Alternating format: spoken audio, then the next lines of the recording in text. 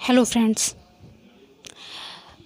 आज से आपको इस चैनल पर जीएस और जीएस के सारे सब सब्जेक्ट्स जैसे political science, geography, history, economics, ये सारे सब सब्जेक्ट्स आपको इस चैनल पे देखने को मिलेंगे। उसके साथ साथ ही कॉम्पिटिटिव साइंस, जो कि हर कंपटीशन के लिए इम्पॉर्टेंट है, जिसमें फिज़िक्स, केमिस्ट्री, बायो तीनों अलग अलग पार्ट्स में आपको देखने को मिलेंगे।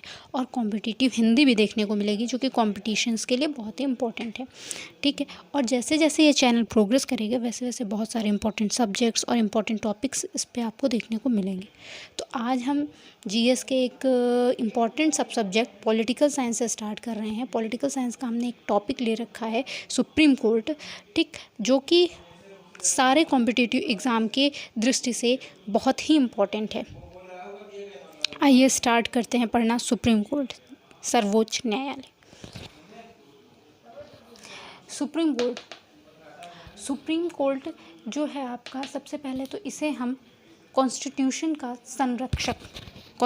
का संरक्षक भी कहते हैं, क्योंकि यही एक ऐसा न्यायालय है, यही एक ऐसा कोर्ट है जो संविधान की व्याख्या कर सकता है, जो किसी भी विधेयक को इसलिए रद्द कर सकता है कि वो संविधान के आधारभूत ढांचे को अगर वो कुछ भी डिसएडवांटेज पहुंचा रहा है या फिर उसके विपरीत है, तो इसलिए सुप्रीम कोर्ट उन विधेयकों को, उन कानूनों को रद्द कर सकता है।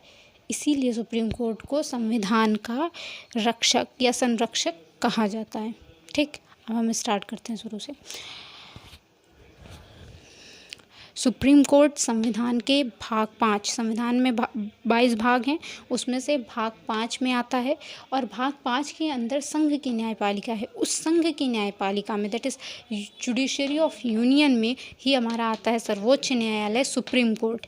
ठीक, सुप्रीम कोर्ट कितने से कितने आर्टिकल के अंदर डिटेल में बताया गया है, तो सुप्रीम कोर्ट आर्टिकल 124 to 147 बताया गया है। अब एग्ज़ाम में इन 124 से 147 के बीच का कोई भी आर्टिकल आ जाता है तो आप इतना जान जाएंगे कि ये सुप्रीम कोर्ट से रिलेटेड है। अब यहाँ से आपके 2 क्वेश्चन बन गए। मान लीजिए आपसे पूछ लिया जाए कि सुप्रीम कोर्ट संविधान के किस भाग में या किस पार्ट में आता है, तो सुप्रीम कोर्ट संविधान के भाग 5 पार्ट 5 में आता है।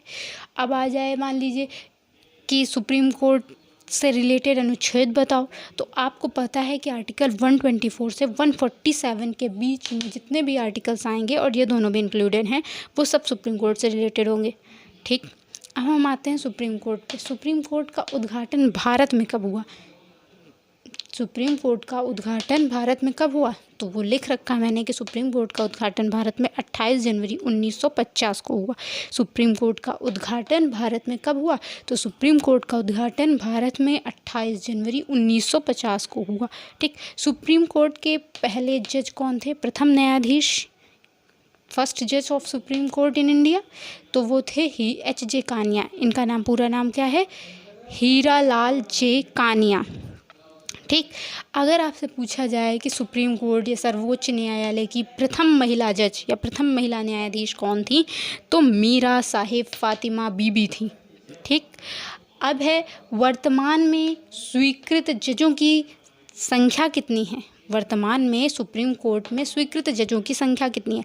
1 + 33। यहाँ 1 जो है वो आपके चीफ जस्टिस से, CJI से रिलेटेड है, और 33 अन्य जजेस हैं। ठीक, यही आपसे क्वेश्चन यहाँ मैं पूछ लूँ, बताइए अच्छा, कि मूल संविधान में जब संविधान बना था तब स्वीकृत जजों की संख्या कितनी थी सुप्रीम कोर्ट में? तो यहाँ आप बताएंगे 1 + 7, टोटल 8। ठीक, ये हो गया सुप्रीम कोर्ट के बारे में कुछ इम्पॉर्टेंट पॉइंट्स।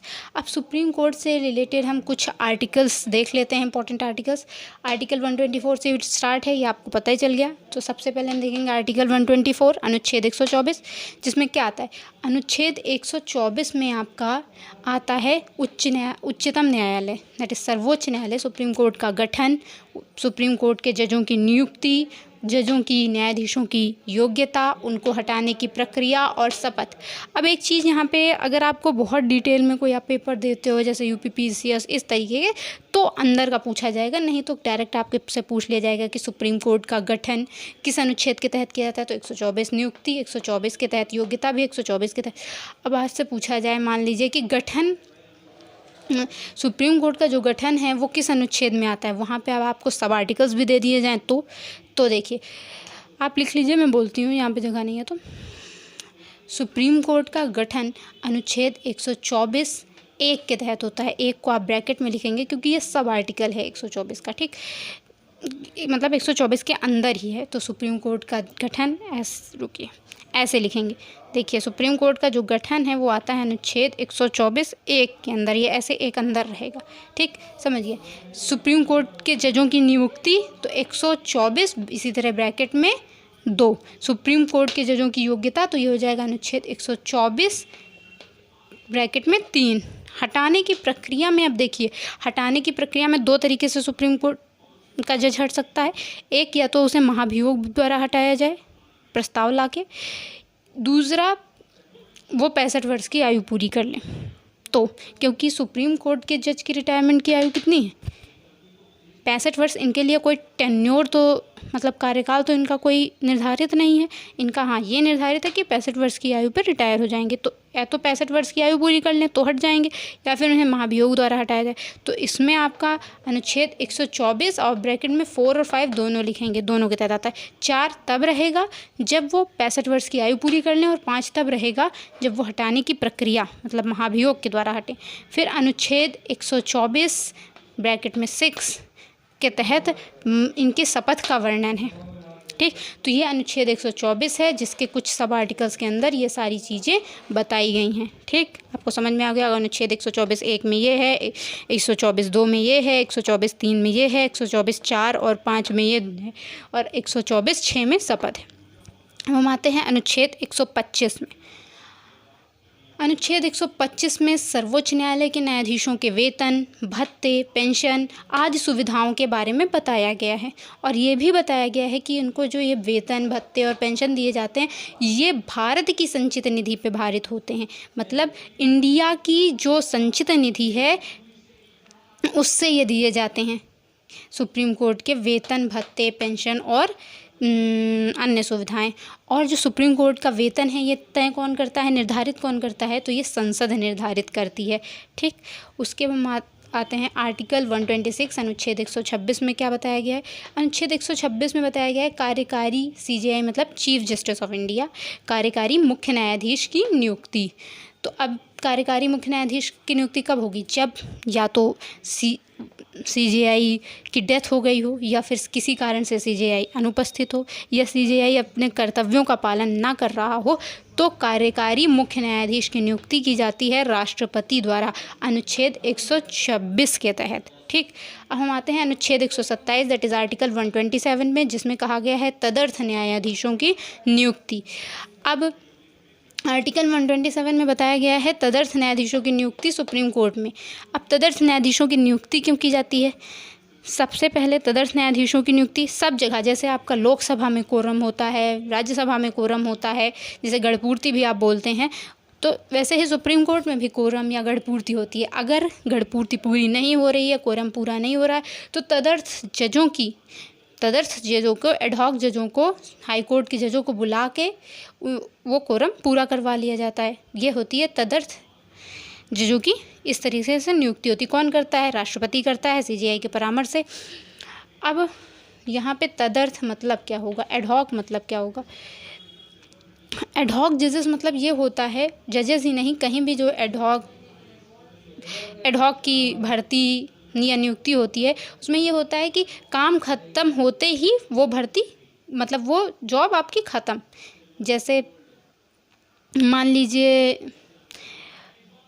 बोर्ड है, इस बोर्ड को हमें हटवाना है, ठीक। तो इसके लिए हमने एक किसी आदमी को हमने एडहॉक पे रख लिया, ठीक। तो ये बोर्ड जैसे ही हट जाएगा उसकी जॉब भी ख़त्म हो जाएगी। ये होती है तदर्थ नियुक्ति। ठीक, समझ रहे हैं आप। तो जैसे ही इनका जज का काम हो जाएगा, काम ख़त्म हो जाएगा, वैसे ही ये वापस अपने जहाँ से भी आए हों, उच्च न्यायालय से आए हों तो उस उच्च न्यायालय में चले जाएंगे।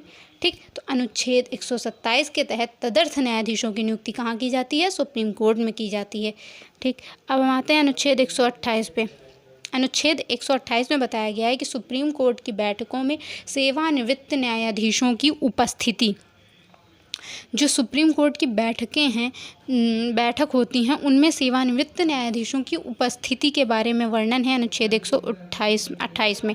आप बैठकों में सेवानिवृत्त न्यायाधीशों को बुला सकते हो, वो शामिल भी हो सकते हैं, लेकिन उन्हें हम न्यायाधीश का पद नहीं देंगे, वो रहेंगे रिटायर्ड जजेस ही। हाँ, लेकिन काम करेंगे जिस चीज़ के लिए उनको वहाँ बैठक में बुलाया गया है। ठीक, तो अनुच्छेद 128 के तहत सुप्रीम कोर्ट की बैठकों में सेवानिवृत्त न्यायाधीशों की उपस्थिति का वर्णन किया गया है।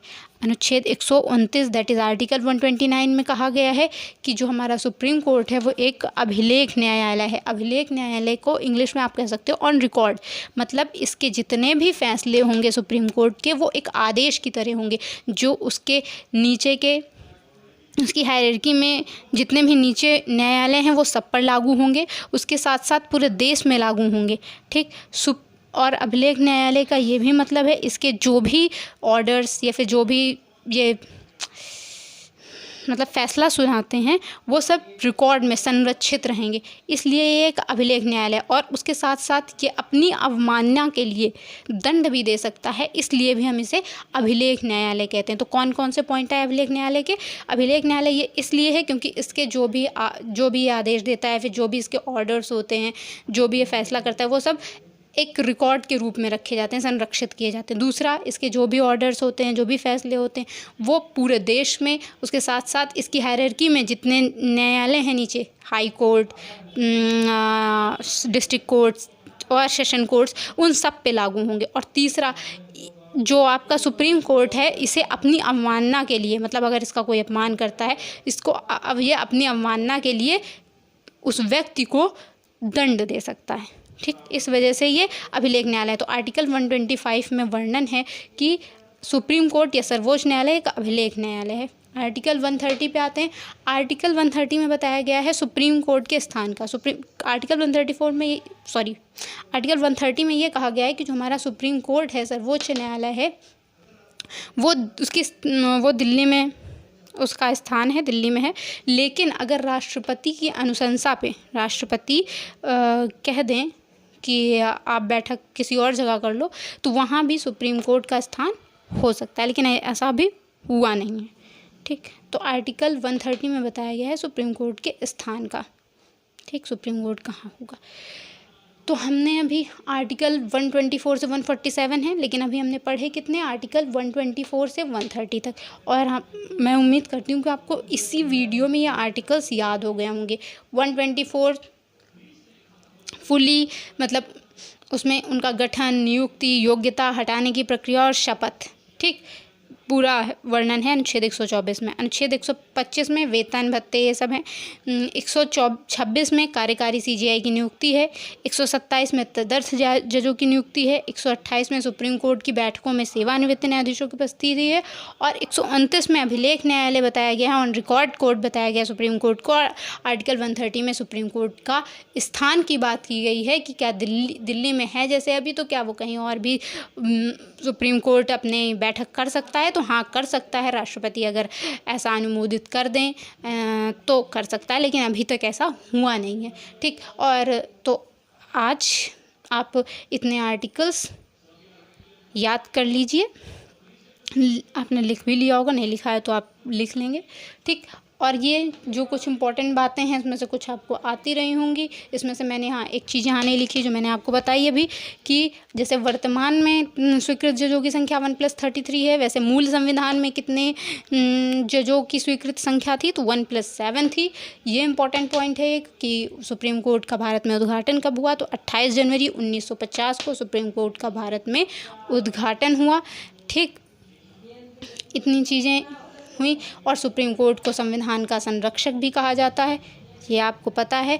अब हमने अभी जैसे 124 से 130 आर्टिकल पढ़े आज, वैसे ही अब हम दूसरे पार्ट में आर्टिकल 131 से 147 तक आर्टिकल्स पढ़ेंगे, और पढ़ेंगे ही नहीं, उन्हें समझेंगे जैसे हमने आज समझा। और उसके साथ साथ मैं आपको बहुत सारी चीज़ें और बची हैं समझाना। जब आर्टिकल्स ख़त्म हो जाएंगे तो अब हम आपको समझाएंगे नियुक्ति जब होती है तो उसमें कोलेजियन सिस्टम लगता है। कोलेजियन सिस्टम क्या होता है ये पता चलेगा आपको। अभी सुप्रीम कोर्ट के क्षेत्राधिकार होते हैं, वो क्षेत्राधिकार क्या हैं ये पता चलेगा आपको। सुप्रीम कोर्ट के पास बहुत सारी शक्तियां हैं, वो शक्तियां आपको पता चलेंगी। तो अभी तो फ़िलहाल के लिए सुप्रीम कोर्ट में इतना आपने समझा। इसे आप मेरे ख्याल से तो वीडियो देखते देखते आपको माइंड में काफ़ी कुछ बैठ गया होगा। जो बचा आप 2-3 बार और वीडियो देखिए और बैठ जाएगा। तो थैंक्स फॉर वॉचिंग।